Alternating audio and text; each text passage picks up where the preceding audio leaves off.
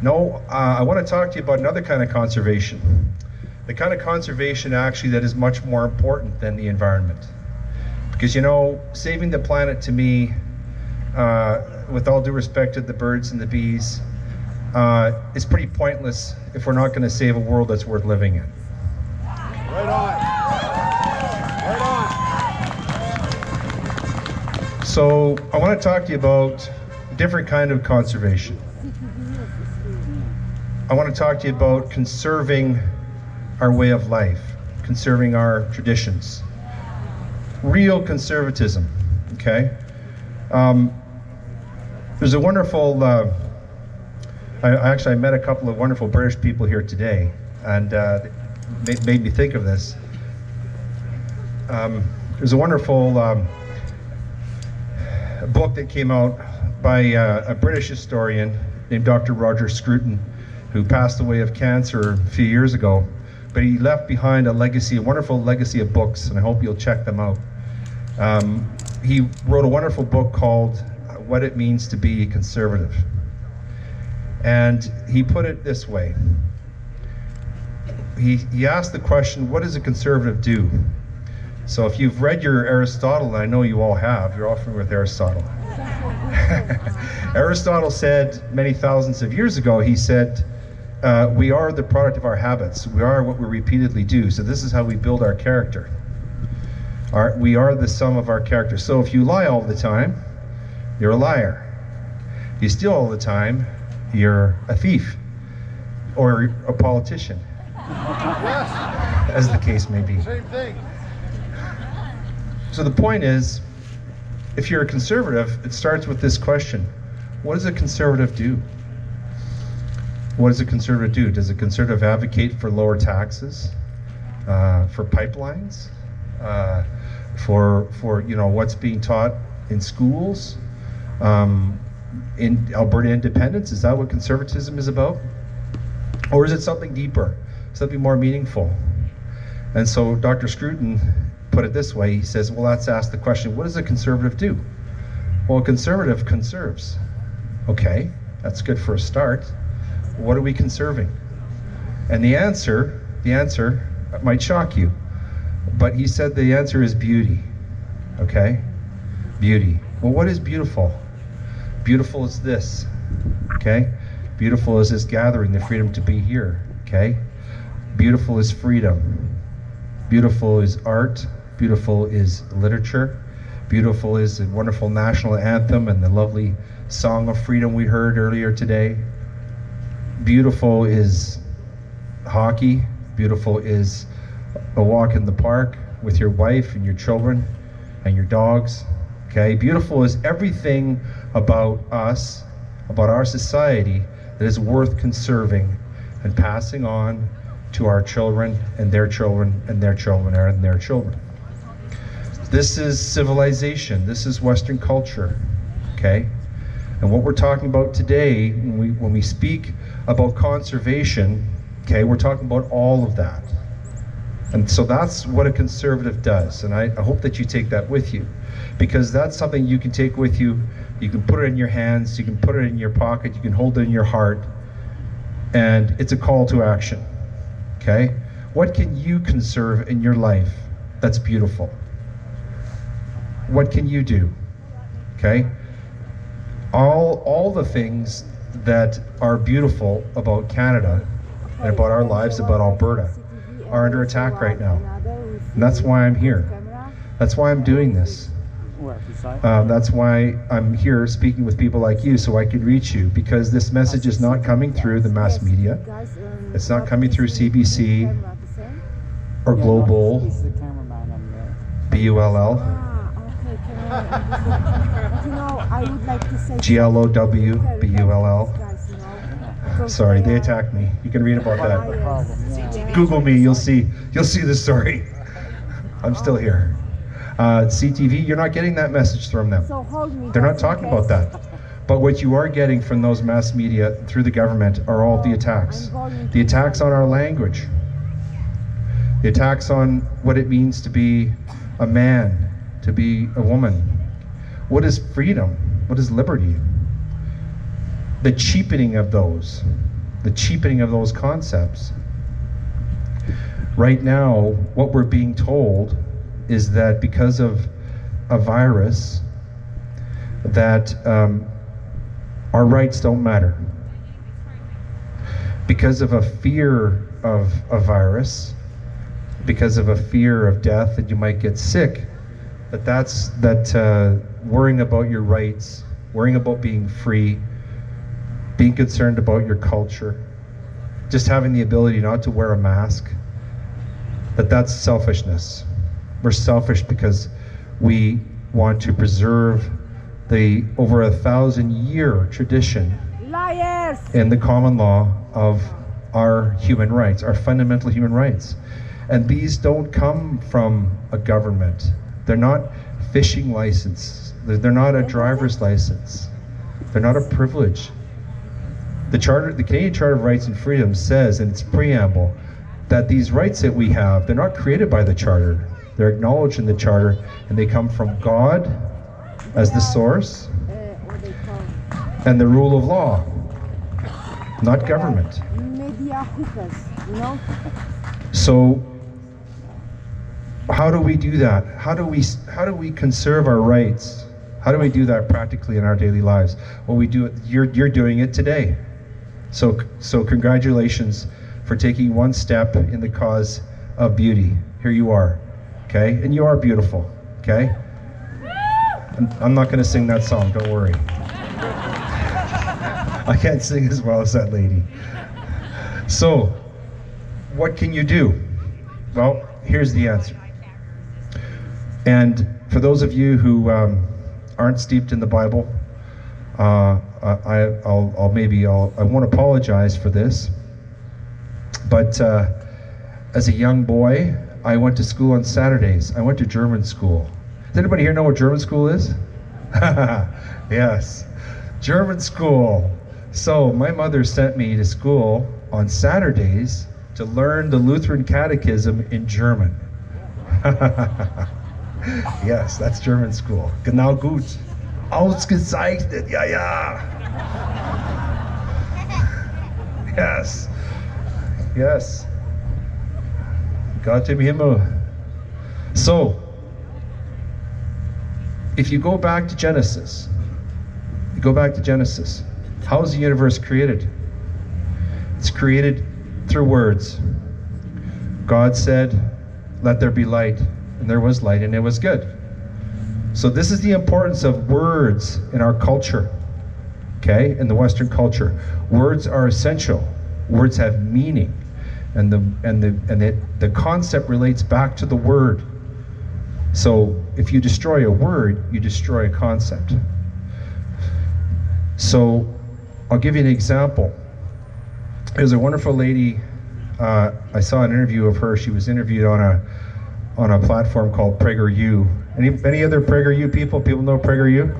If you haven't discovered PragerU, check it out. I mean, it's just wonderful. It's great to watch it with your kids too.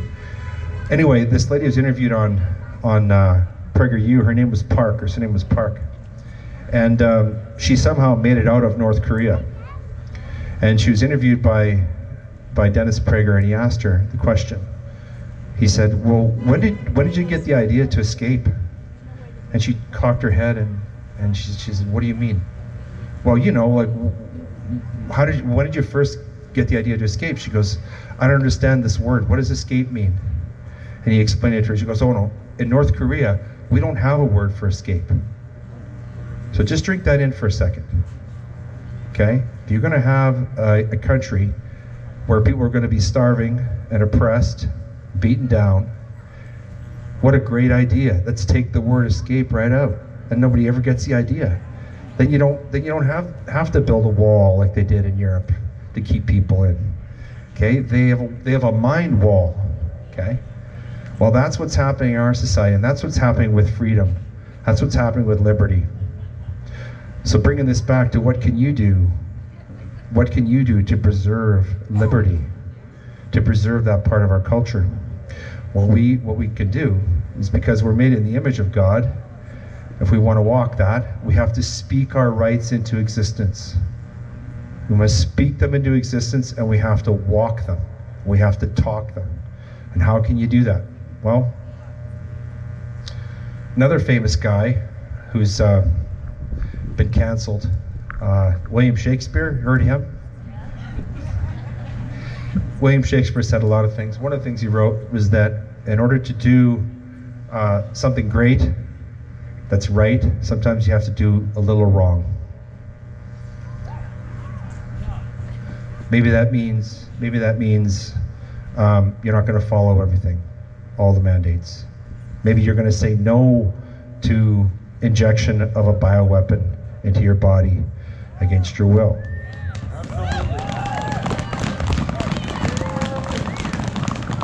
Maybe you're going to politely say, no, I won't wear a mask today. Never. Because I'm not afraid to die. And I don't think I'm sick. I don't think I'm going to make anybody else sick. I don't want to make anybody sick. But I'm not going to give up my liberty. I'm not going to give up my liberty for, a virus. For a virus. This fear of a virus. And really, the pandemic is fear, right?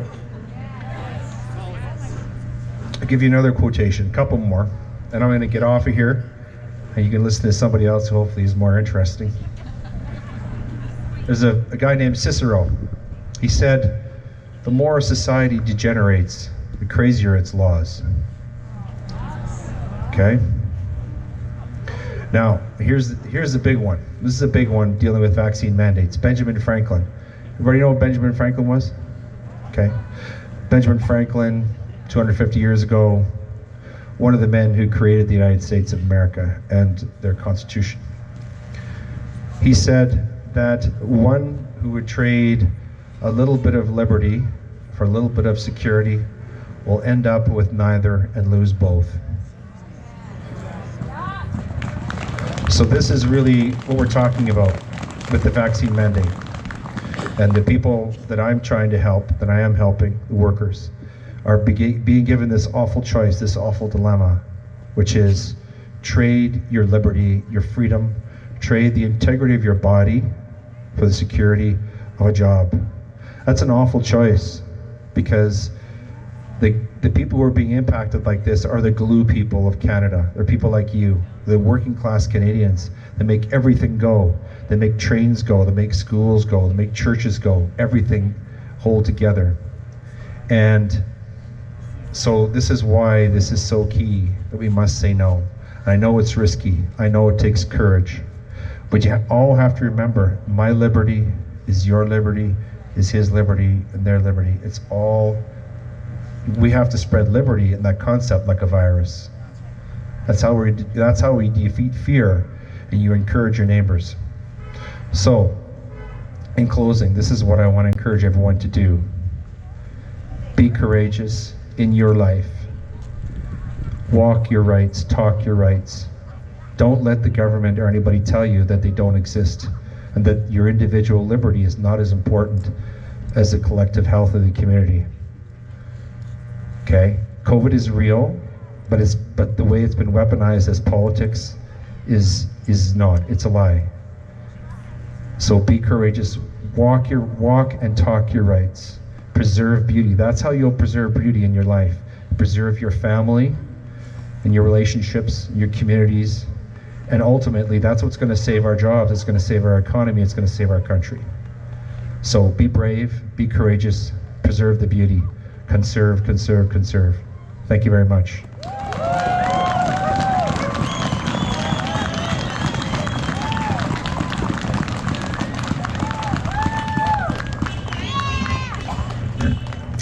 Thank you, Leighton Gray. It's a little taller than I am.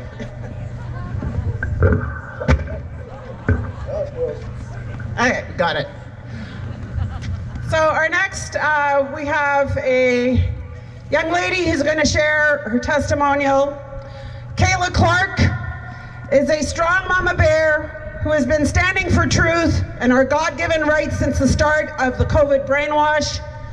She is fearless, passionate, and determined never to give in or give up until our rights are restored. She is here to briefly speak on her recent experience in Okotoks. Please welcome Kayla Clark.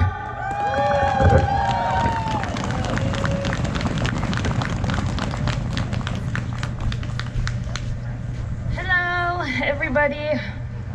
Really, really nice. So I just want to clarify, my recent experience wasn't in Okotoks. It was at a hockey rink outside of Okotoks. But the fact of the matter was that I was trying to honor a hockey tournament. I don't wear a mask, never have, never will. And I went and I got a legit medical exemption just so I didn't have the battle for a weekend. And there was a bunch of hockey moms, and I love you all. You guys you volunteer a lot of time and effort. Me, myself, I do too. However, I didn't know they had badges now.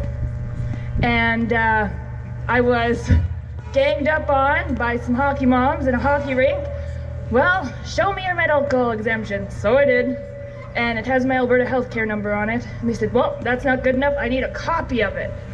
And I was like, No way! I'm like, are we here? This is where we're at right now? You want a copy? I said, I'm not giving you a copy of it. Actually, it states I don't have to even really show it to you, but I did that. Just so I did. So I'm like, okay, here I am. I followed the rules that make no sense. I did what you asked, and I'm still getting thrown out of a hockey rink. It was a learning experience because I wanted to fight. I really did. I just didn't have it in me to, and I hate the word fight, stand up for myself. I wanted to stand up for myself. And it was 8-1, 8 moms to 1 me. And I realized at that moment that this fear that is being put on the people, oh, is it strong. It is strong. So I went out in my car and I had a mini meltdown because my child was playing hockey and I couldn't watch it. I had to sit in the car, and I might have done a social media live video with my meltdown. And there's a lady, I don't know if she's here today. I had never met her before, but she was on my social media, and she took it upon herself to contact that rink. And she sent them all the information that they needed to educate themselves. And guess who got not 1, but 2 apologies. And then they actually, in one of the emails, they said, thank you for this information. We didn't know. And we're gonna be calling AHS to get some clarification. And we are going to now go to communities with community halls and other rinks, and we're gonna let them know too. So, moral of the story is, I could have had a meltdown and gone ballistic in the hockey rink, and I didn't. I walked out and went mental on the social media. And some beautiful, beautiful souls stood up for me when I couldn't stand up for myself. And there was life lesson that day, and people got a bit of a wake-up call, because I'm sure it didn't feel good kicking this crying, sobbing mother out of a hockey rink. But, yeah, we just have to educate these people. They don't know. And they don't want to know, so we're being put in these situations where we need to teach them. And one way or another, they can pretend like nothing's going on, and they're just in their little bubble, in their little box, but we're going to force them to get educated. And we're going to make them learn the law. And I think we need to do that with as much love as we can. I know I was so frustrated that day. There were so many things I wanted to say, and I just, woosah. And just do it with as much love as you can. These people, they are hypnotized. There is no other word to use. All they see is in the tunnel vision box. They don't see outside, but we need to trigger that little spark, just like the Grinch, right? I think of the Grinch. We need to help those hearts grow a little bit, because these situations are like, how can you be so heartless? I don't get it. But my son came out of the rink, was player of the game that day, so I will take that as a win. Just keep doing everything you can with as much love as possible, yet strong, and stand up for yourself. That's really what it is. Standing up for ourselves and being the real us and being smile facial nudists. So, have a great day, everybody. Thanks for hearing me speak.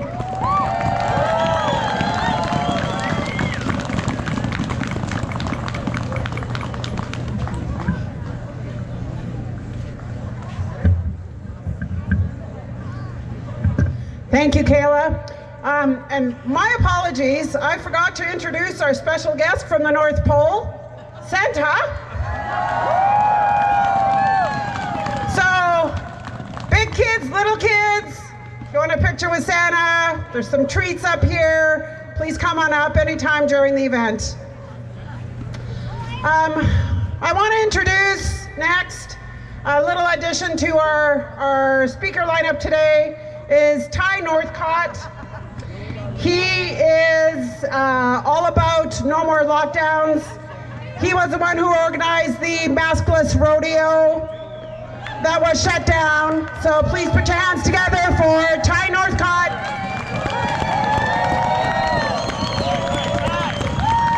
Hey, how's Okotoks today?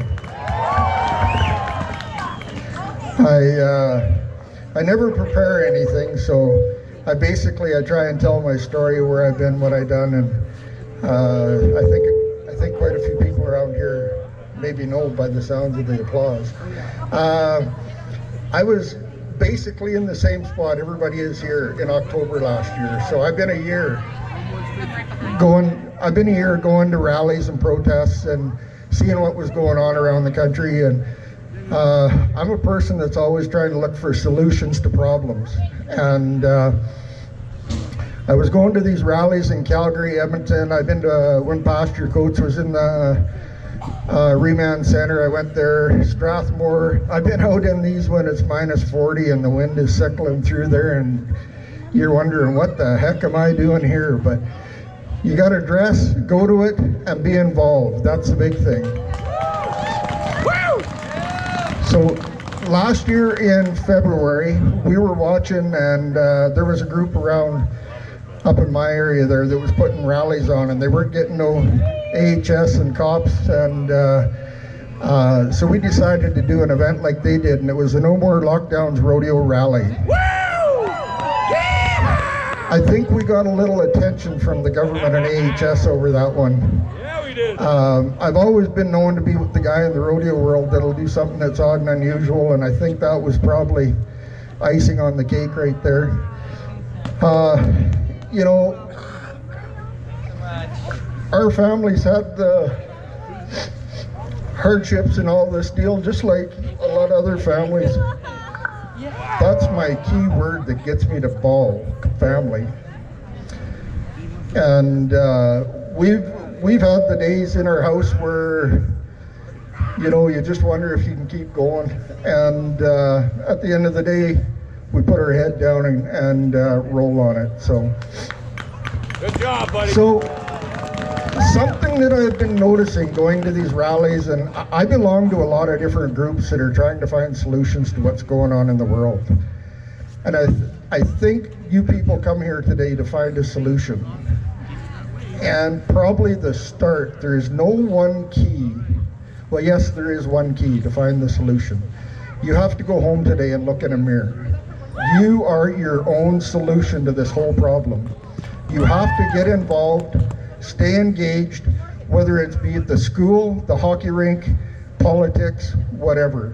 We've become disengaged and we've let our politicians run our country for us, and that was our biggest mistake right there. I've been to 3 UCP events in the last, I hope nobody's got a gun. I've been to 3 UCP events in the last month, and there was voting went on at all of them, and this is what I believe. You can take it to the bank or you can throw it out the door or whatever. You're not going to get a fair election through them in any way, shape, or form. Let's take them to the train station. So, I'm sorry if you're a UCP person and you're living and breathing it, you're going to go down the tube with them. They preach that the only option is them or else you get Notley. I think we have a third option in Alberta. I'm not going to say what it is. And lots of people don't know about it yet, but it's there. There is a way out of all of this. Be patient. I'm going to keep it short today because I'll probably come back. I like this group here. I like Okotoks. I've done lots of events in this area. Black Diamond, we used to do a bull riding up at the Ag Society. We've done rodeos, bull riding, rough stocks. This is a great area. One thing I found is we need, you people are awake right now. When you come to the next one, or whether you go to Calgary or wherever, bring people with you that are just waking up or aren't awake. That's a thing that I keep seeing going on. I'm amongst people that are awake, but I'm not bringing enough people with me to wake them up. We need to wake all of Alberta up. We have 4.4 million people here, and we need them all to be awake, and right away. Thank you. Love you, Ty!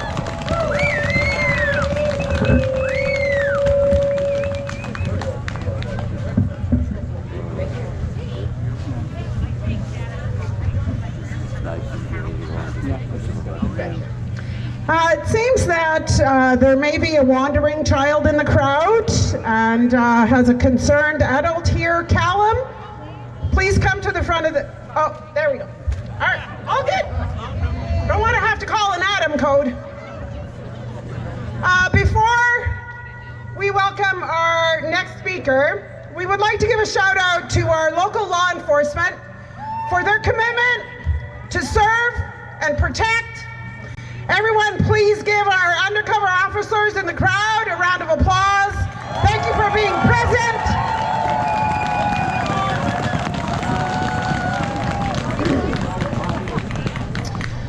So now it gives me absolute great pleasure to introduce our next speaker, Constable Brian Dennison.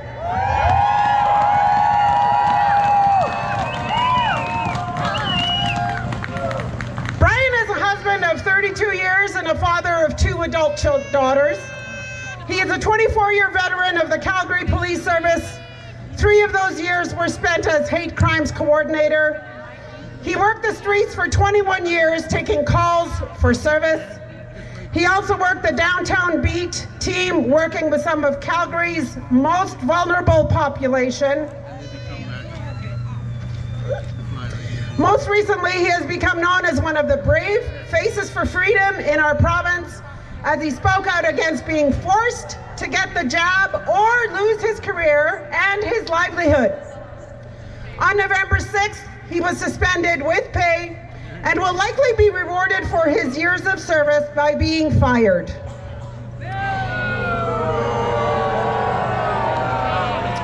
He also faces internal charges of discreditable conduct and insubordination. He said it is likely to result in his firing. So please put your Okotoks and Calgary hands together for Brian Dennison.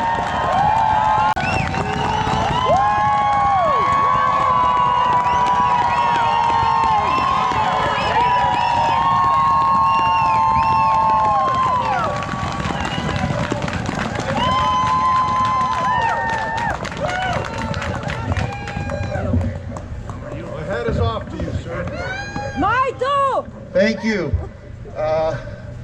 Okotoks, you're wonderful. Thank you for inviting me out here. This is the first time I've talked in front of a crowd like this. This is the first time I've talked in front of a crowd like this. Let me address this. Can you hear me? I wrote down a few words, but usually I just kind of talk from my heart, so I might be throwing these away. I just want to thank you for all the support that I have had. It's amazing that you all are here, and you're the reason why I stood up. You have inspired me.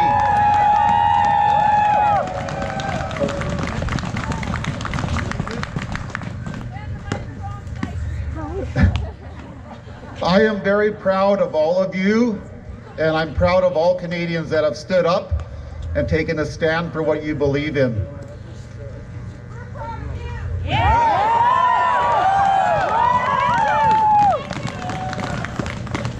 my duty as a police officer to follow orders if they're lawful.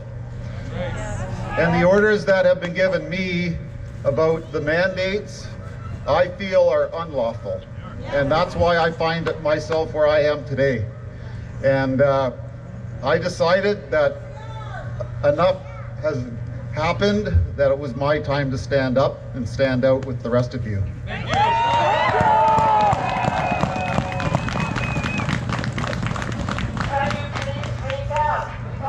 Adjust the mic.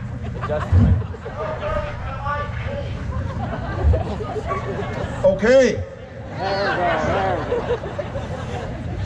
I'm not an anti-vaxxer, but what I am is I'm vaccine free.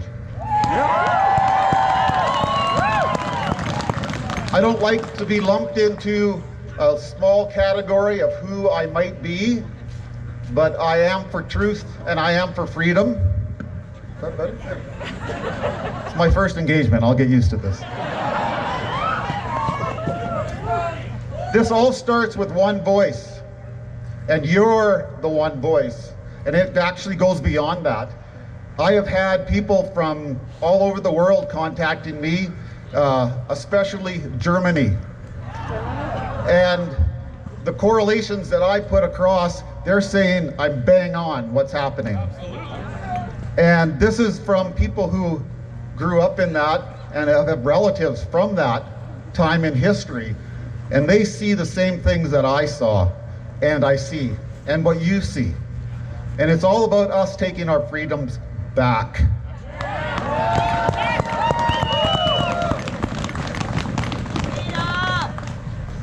We're all in this together. We are one family. We are humans, and we're all the same. And we need to stand up for each other. And the more people that actually come out and raise their voices together, though we might be small now, you put us all together and we're huge across the world. And I can tell you that if you could see the amount of messages that come through on my phone, we are not alone. Across the world, we are speaking up, and that's what we all need to do. Continue to speak up, continue to be brave, continue to be honorable, just like you are.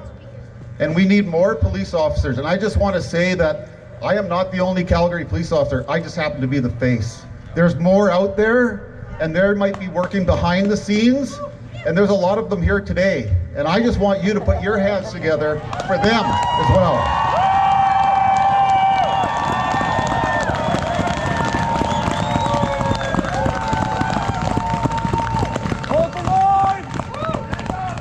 So you can imagine the flack that I'm going to get for doing this, so it'll be interesting. I guess I'll be talking to my chief soon.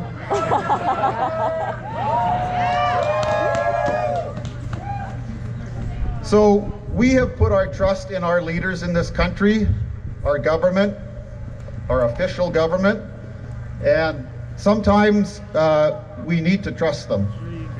They have proven that they are not trustworthy. They do not have our best interest at heart. Again, I stand up and I will obey lawful orders. What they are doing is not lawful.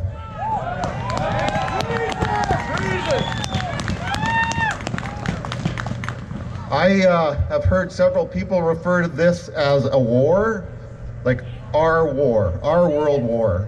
And it is. It is not a conventional war the way that they have been fought before, but it is a war. And we will win this war together.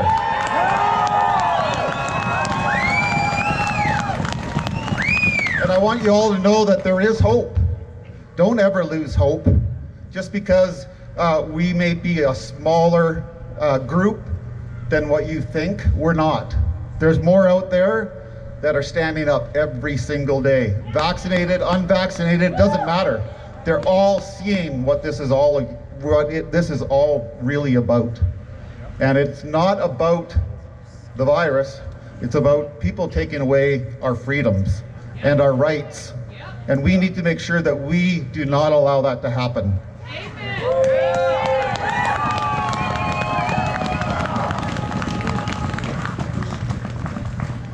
So don't be fearful. I think that's what they have tried to instill in Canadians and people across the world, fear. Fear is not helpful to anybody, and you should not be fearful. You can just look who's standing beside you, and you can gain help. You could have anybody help you and give you the strength and the courage to carry on. Don't ever feel the fear. Stand up and be who you are, and don't let anyone say otherwise. You are on the right side of this.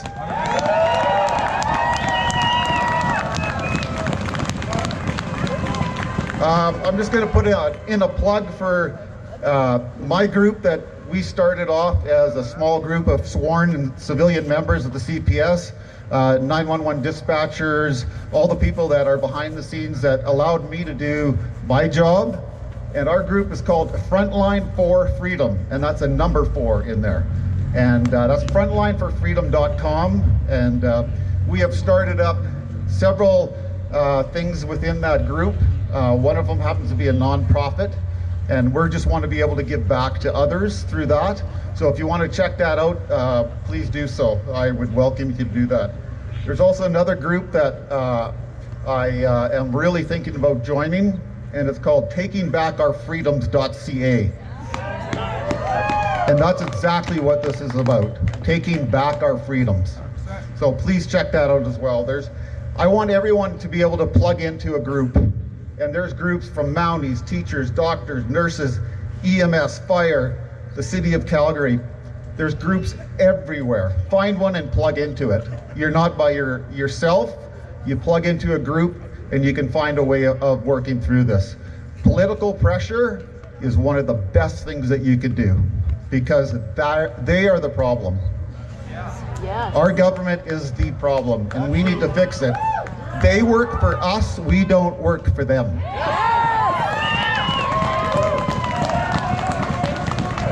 So I just have one last thing that I would like to do. I'm a man of faith. I believe that God has control of this world. Amen.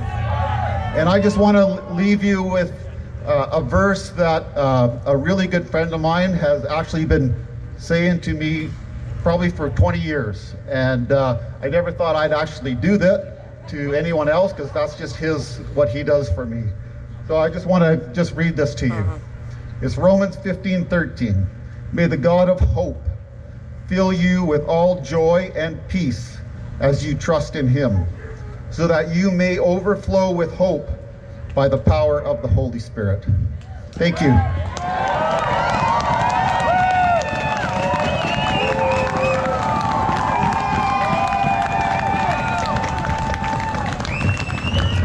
Thank you so very much. So our next speaker is Devlin Gannon.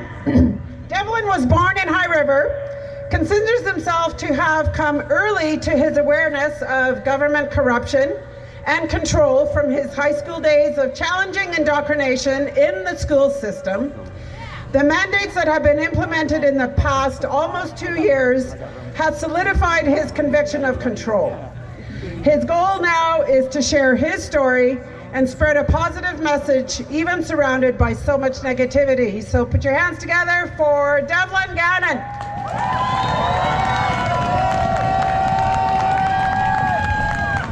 Yeah, I'm good. Hello, everybody. Am I loud enough? Is this good? All right.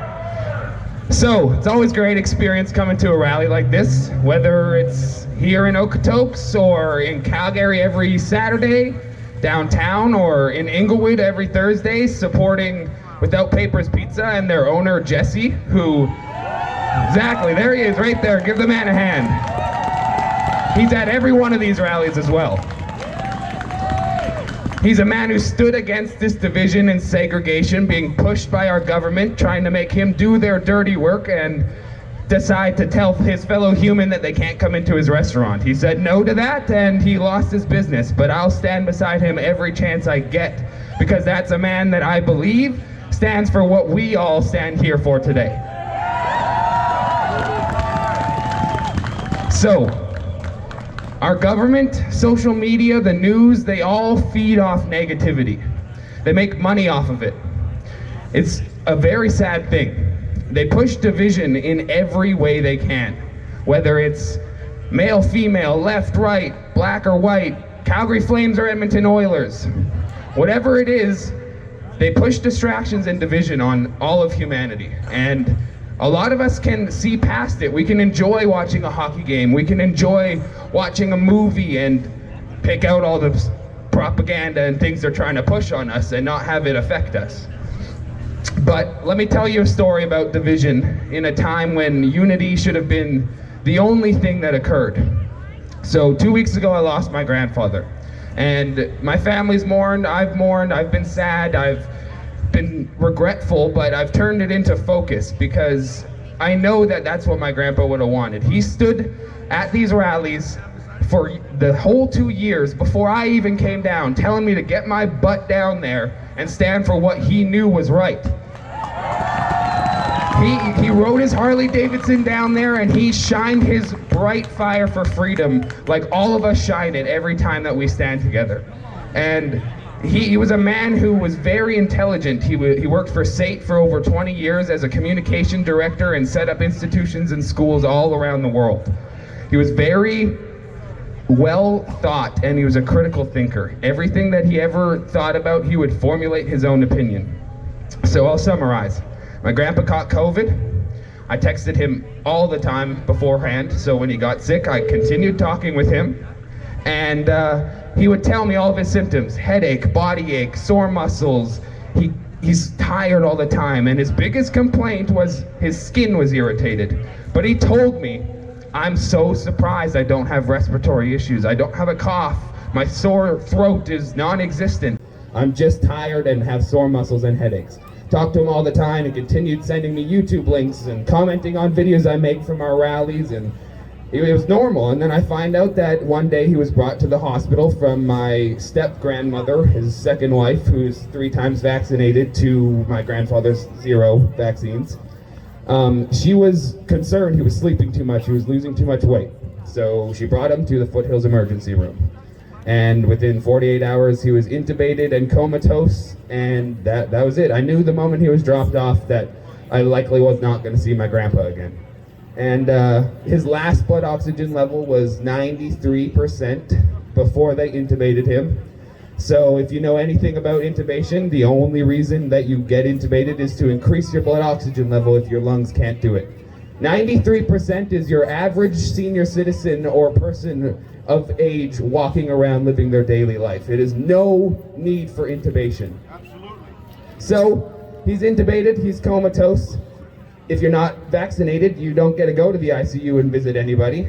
And my grandmother, who again, 3 times vaccinated, has all of the say as to what happens with my grandpa and tells the doctors to do whatever they want.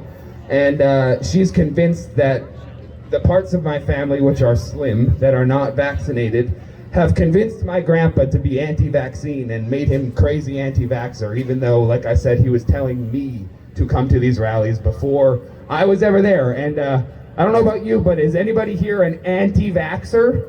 Or are you a freedom lover? Because, exactly. So, she tells the hospital, this is where division starts to take hold.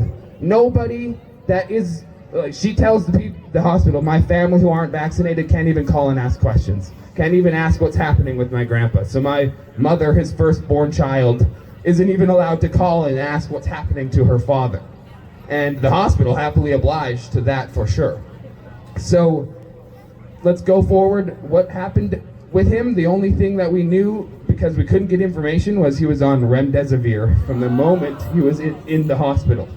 Which, if you don't know what remdesivir is, it's an experimental emergency use authorization drug that is only used for this pandemic to pump money into Big Pharma's pocket. $1,200 to $3,200 a dose for remdesivir compared to the pennies on a dollar for the cheap and effective alternative measures that people should be using but can't get access to.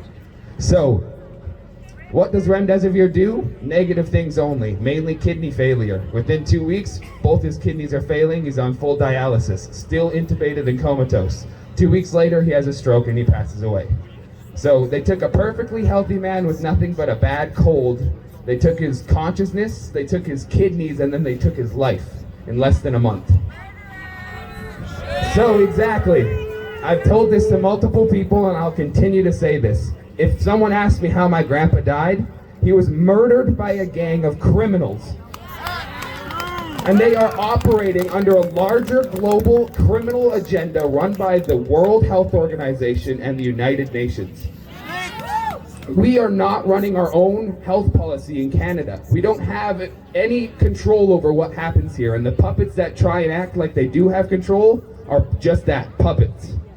So, long personal story, I don't want to make this about myself, but I want to leave you guys with something to remember. So, let me just leave you with this. Negativity and hate are very powerful emotions. They're something, like I said, that the government and the social media companies and the mainstream, lamestream corporate media feed off of and make money off of. And the people who are easily influenced, they'll lean into negativity and hate very easily. It's pushed on them in every way, and it's a powerful emotion. It's easier to get mad, get angry, and have an instant reaction to something than to show love, to nurture something, and to wait for the positive result to come from that. People want right now action, and that is getting angry and erupting on something instead of thinking positively and showing love and compassion. So, thank you.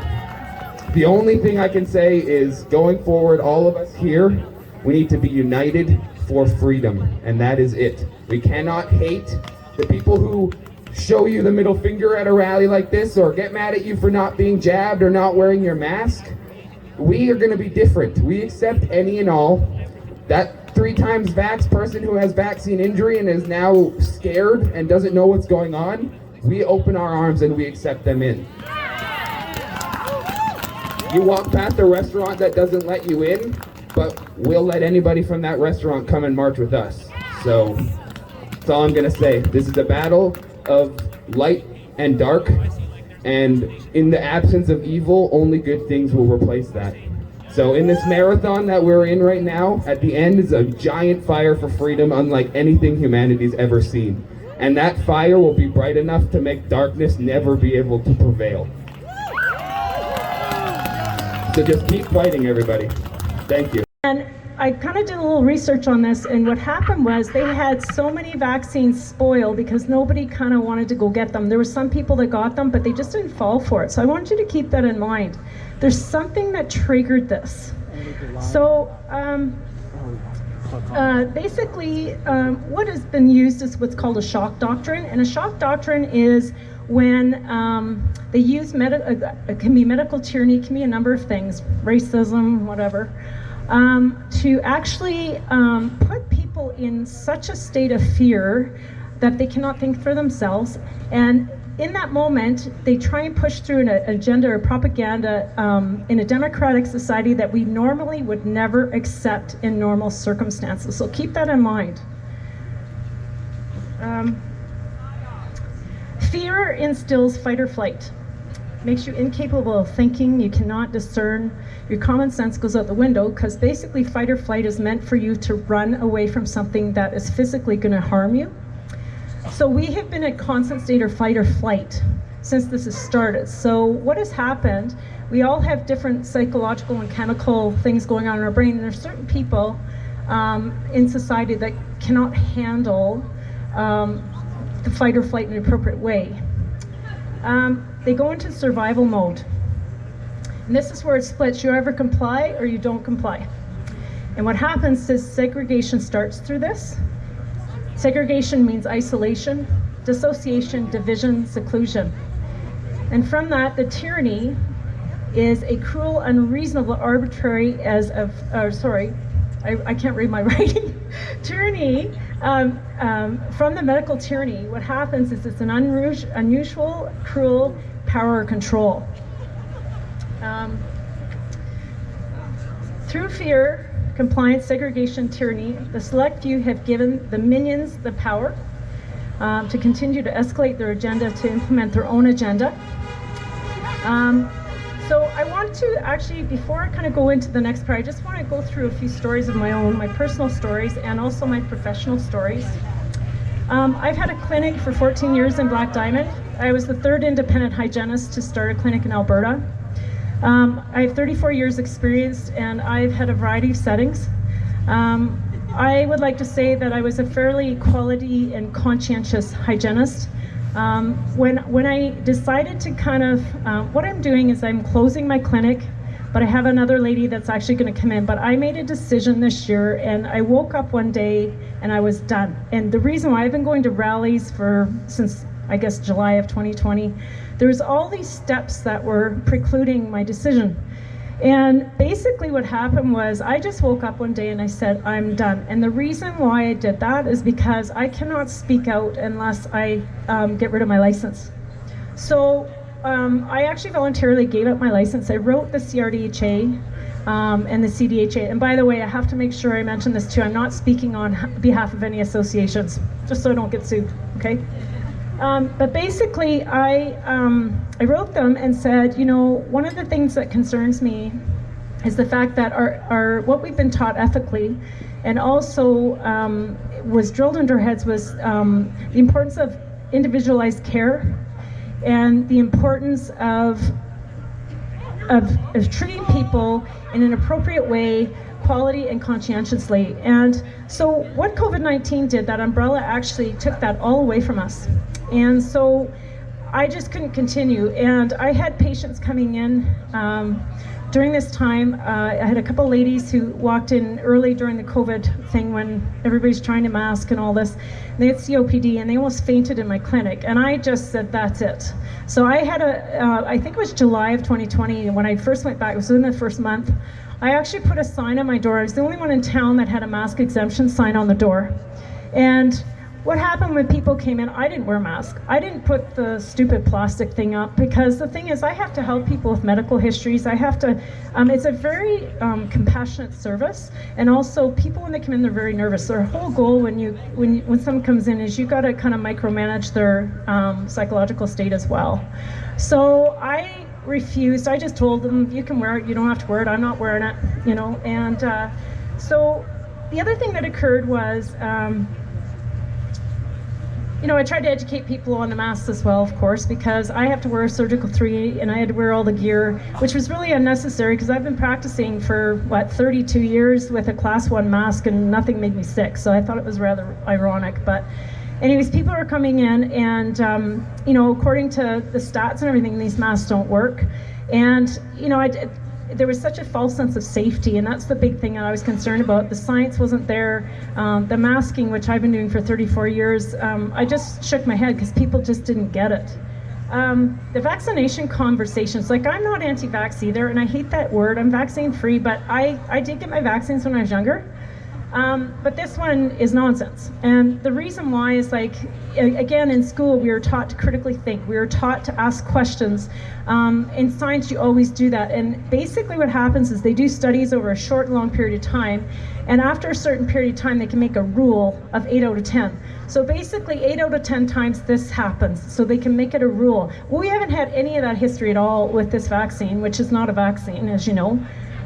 So I just felt like I was working in an environment where everything was antagonism, and I just couldn't function anymore. I had patients, if they asked me, I told them the truth. I said, I'm not getting vaccinated, and I had patients tell me I was being negligent. I had one lady that said she refused to come back because I wouldn't get vaccinated, and she was a retired nurse. So I sat down with her and educated her.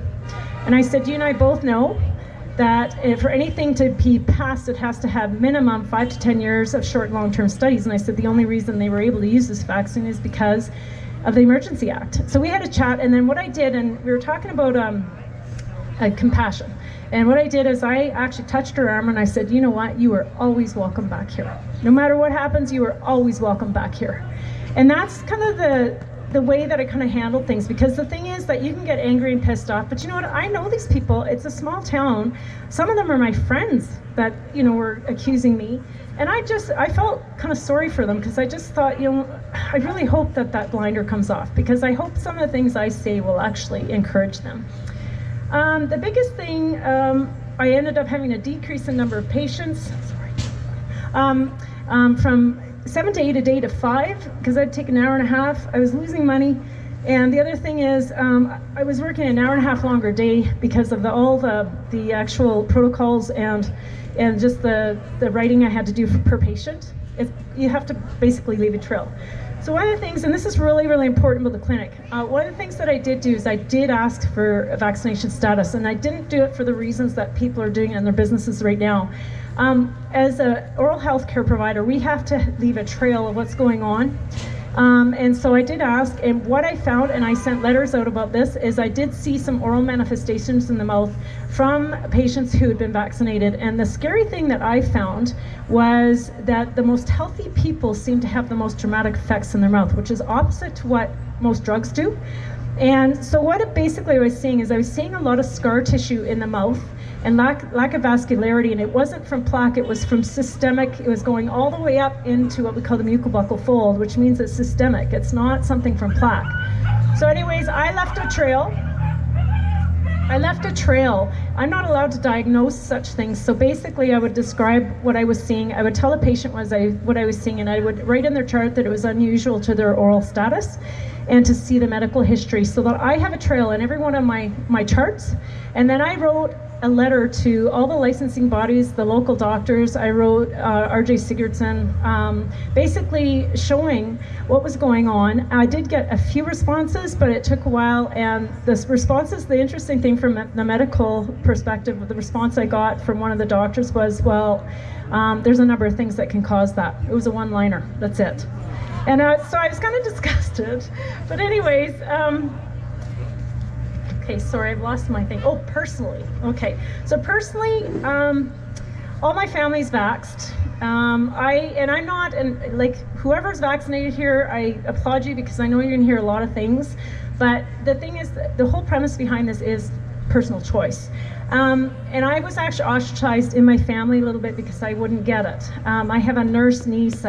She's married to a urologist, and they found it, quote, interesting that I wouldn't do it. This is a tough one for me. I became a grandmother 3 months ago, and I still haven't seen my grandchild. And my son and his wife, basically, there's a lot of ignorance there, just put it that way. And I think they expected me to dress like a mummy to come in and see this baby, and I refused to do it. And I told them, I said, as a nana, I said, I'm not gonna have this child think that I'm a masked mummy. And I said, I'm not doing it. And so anyways, it's causes a little bit of dissension in the family. I'm hoping and praying that, like I said, God's going to take care of that, because I certainly can't at this moment. And I pray at some point that things will get reconciled and that the light will go on, because that's all you can do. A couple other little things that went on, and then I'll kind of close up here. I was at Pastor Art's court date when he got sentenced, saying he wasn't allowed to speak in public unless he encouraged these mandates. So it was freezing out that day, and a friend of mine and I were there, and I hope this doesn't gross you out. But anyways, what happened was it was freezing, and we had a long trip ahead of us, and it was really cold. And every place we went past to go use the public bathroom said, vaccinated, come on in. And of course, I'm not vaccinated. So we actually had to go pee behind a dumpster, okay? So this is the part that is kind of humiliating, because with a man, of course, it's much easier than a woman. So he went, and then I had to go find one, and somebody came out of the building, heard me, and pushed the dumpster at me and slammed me against the wall. So anyways, I came out, and there is a funny part of this, because I had on my coat, and then I had a Make Alberta Great hat again on. So when I came out, I kind of started laughing because I was nervous, because I had this hat on, and this guy's looking at me like, what the heck? But this is where things are going.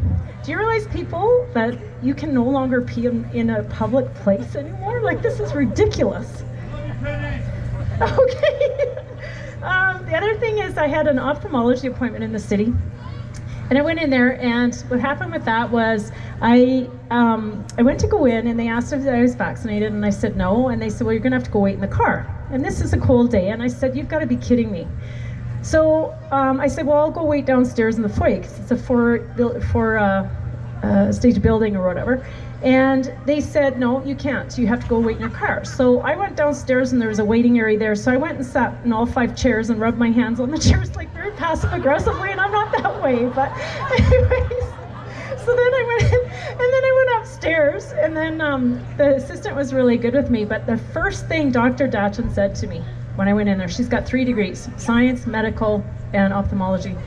She actually looked at me and said, she didn't say hello, nothing. She says, can you tell me why you're not vaccinated? So of course I went off on my spiel and I said, so you being in the medical industry and all the studies you've had to do, I said, you damn well know that this is the only reason they can use this is the Emergency Act. And I went on and on and on and on. And then I said, and it's my body and my choice. And I said, but you can go ahead and do my exam. So she didn't say a word after that, didn't say 2 words to me. She did my exam, and then I went to go. She didn't say bye or anything. Like, I think she was pretty rattled. But the thing is, this is where we have to stand up, especially in federal circumstances where if you're a science person, stand up to that science person, tell them what you know. And I mean, I have a measly little diploma, but you know what? I've done a lot of research over the years. So I mean, you've got to stand up.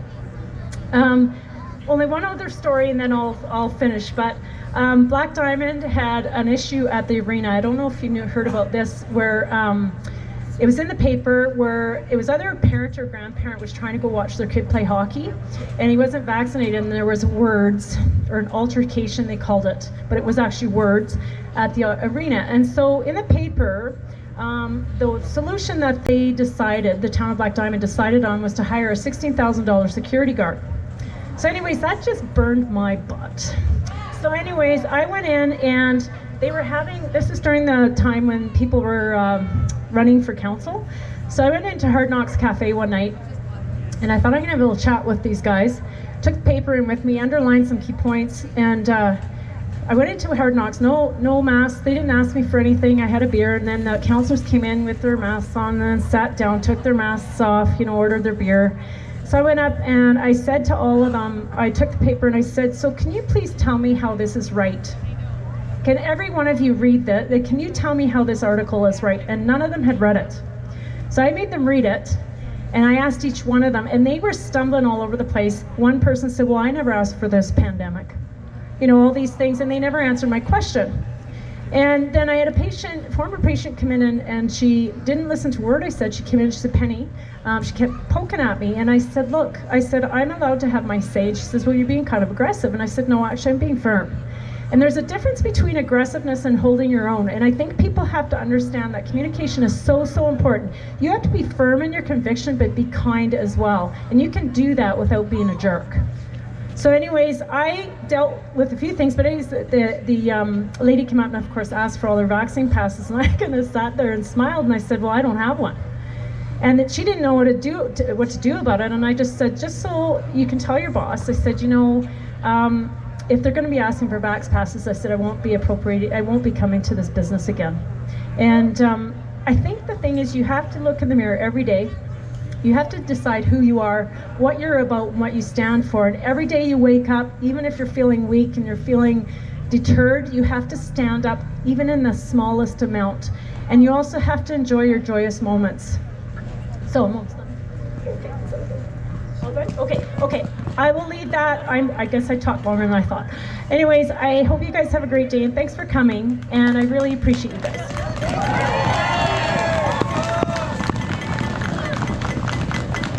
Thank you, Penny. So, you may have seen that we had a special surprise guest. Last week I was watching a video, a live feed, and this gentleman was asking, he was mentioning about the Calgary cop, and so I commented on his live video that just so happened that Constable Dennison was going to be in Okotoks this coming Sunday, today. And he said, I'll be there.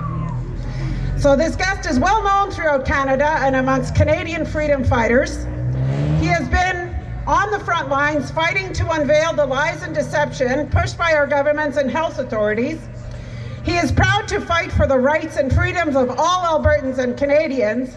Please welcome our jolly freedom fighter, Pat King. Oh. Gotta get it up loud.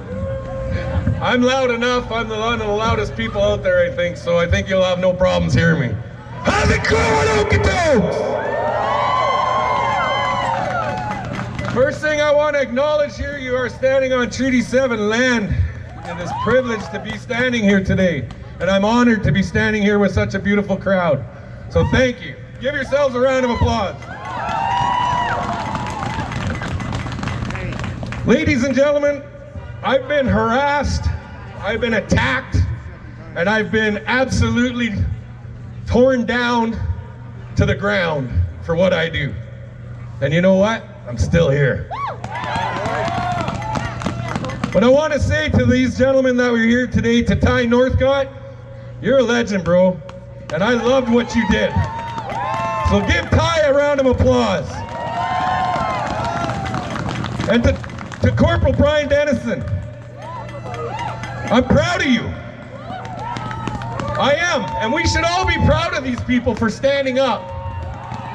We've been asking for years for the police to help, to do your job, and help the people of Canada.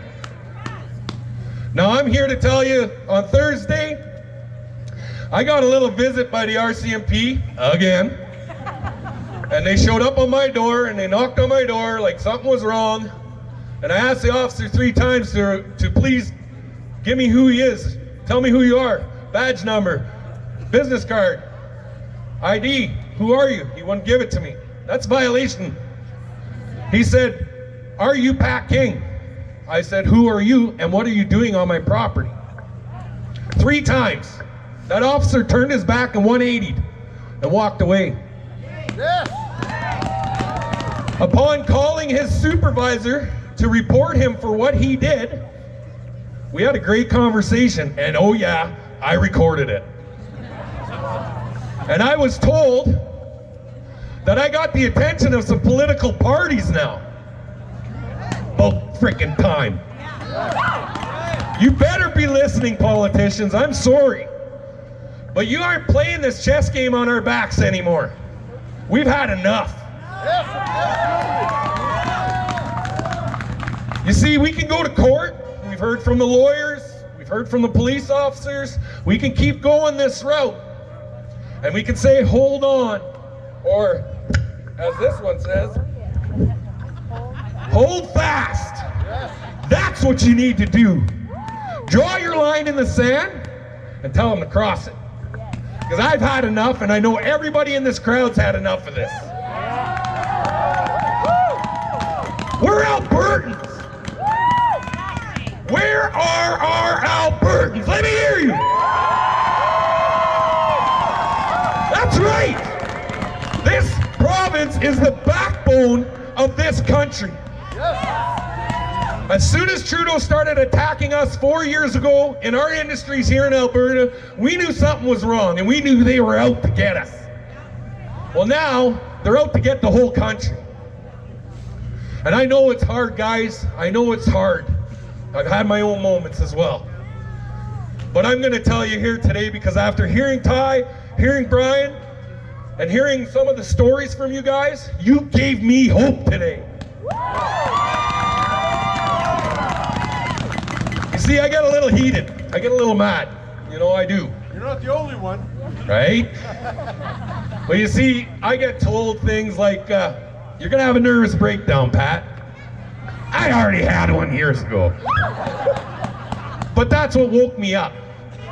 Because my gut was telling me there's something wrong right now. And there's something wrong, guys. And every one of your guts is saying that. You all feel it. You all know your gut instinct is telling you there's something wrong. Listen to it. Speak out. Stand up for your kids.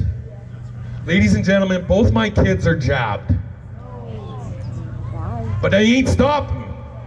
Because I'll stand and protect everyone's child out here, including my own. And if there are people that are jabbed, awesome. You had that opportunity to make your own rights and you exercise your right to do that. Good on you. Awesome. But I should have the right to say no. I should also have the right to protect my children, who, if we all know, cannot die from this. So why are you sticking it in their bodies now?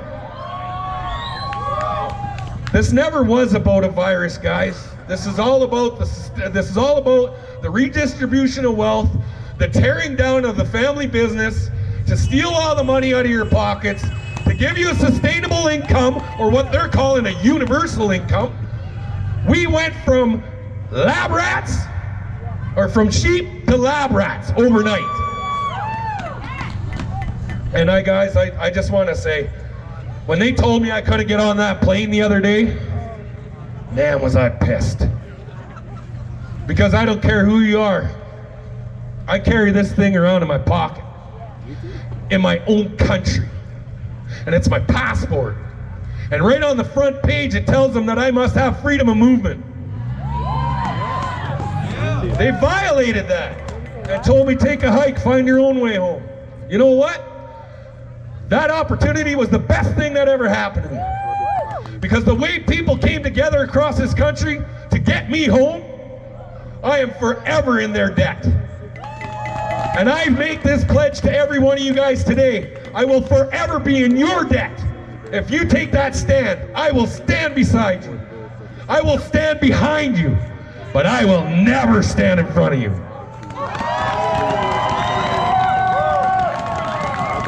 Alberta's been built on the backbone of entrepreneurs.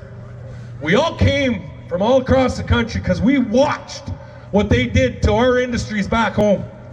We watched what they did to the fishing in the east, in Newfoundland and New Brunswick.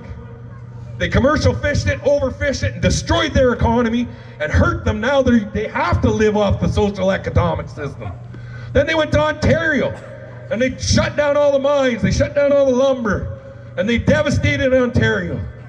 Then they went for the farmers. The average age of a farmer in Alberta, Saskatchewan, Manitoba is 42 years old.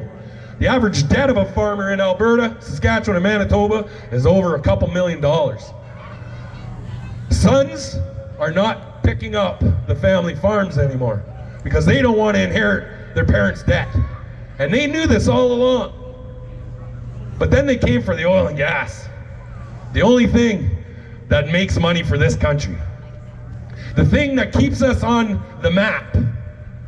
And Trudeau openly denied us on the pipelines, openly denied us on the harbor moratoriums, Bill C-69 and C-48.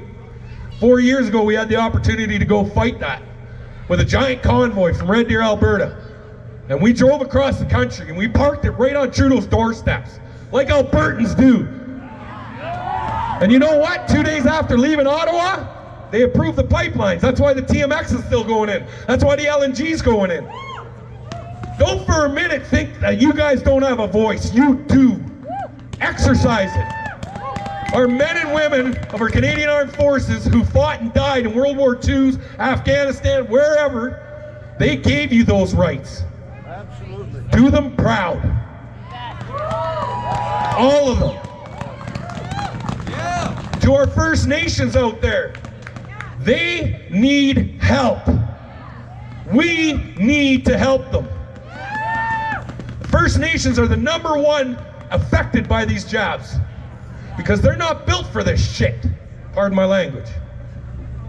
And they've had their lives destroyed.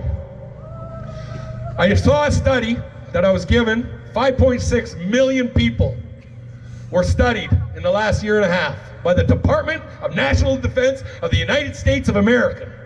Pretty sure they didn't get it wrong. The #1 affected by these jabs are our First Nations. Who are the first ones they stuck with this pardon my language? Our First Nations. Why? Because they think they're a hindrance. They think they're a bad thing on the economy of Canada. And then what did they go to? The elderly. Why'd they go after the elderly? Pensions. Well, if you get rid of the pension, you get rid of the people who you got to pay the pension, well, let's keep the money to ourselves. And I know that sounds hard, and it sounds, pretty bad. But you guys, we can't sugarcoat this anymore. That's what's got us here. Enough of the political correctness. And it's time to demand these politicians come talk to us. I'm tired of watching politicians talk to the cameras. It's time they answer to what they're doing. I'm occupational health, safety, and environment. I have a 3-year degree from the University of Alberta, and we took an oath to protect the employees, and they're not protecting them. If a boss coerces you into doing a job that's going to cause harm on you, he can be found liable and taken to court. Now they're coercing employees to put this poison in the system and taking a no liability clause. That's illegal. And it's time, guys. And to the employers out there, I don't even feel bad for you. I don't.